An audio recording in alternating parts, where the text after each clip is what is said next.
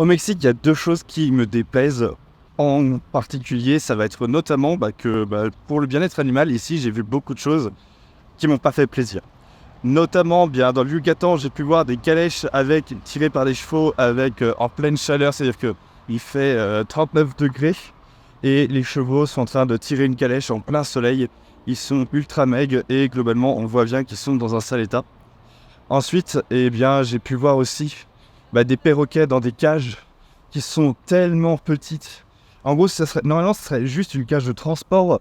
Et en fait, ils vivent dans ces cages-là au point où en fait, ils s'abîment le corps. C'est-à-dire que leur bec est abîmé à force d'essayer de sortir ou de ronger les barreaux avec de la stéréotypie.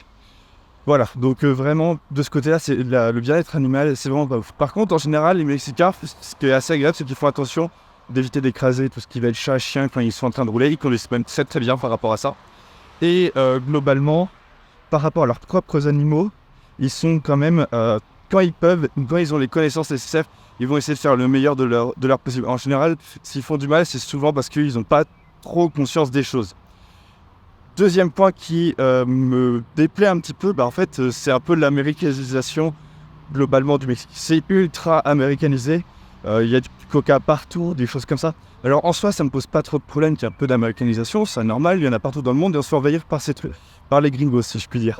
Mais, le problème, c'est que au niveau de la culture, c'est un peu dommage pour certains points. Voilà, il y a des Starbucks tous les 4 matins, il y a du McDo partout, il y a même des restaurants spécialisés, enfin des sortes de restaurants, des trucs de distribution spécialisés juste pour les desserts McDo, voilà.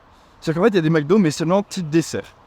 Donc, il n'y a que des choses comme ça. Et évidemment, pour une population qui, par génétique, a une tendance à la prise de poids par la consommation de malbouffe, déjà que la nourriture mexicaine est ultra grasse, si tu rajoutes en plus les trucs américains et en plus les sodas, c'est une catastrophe.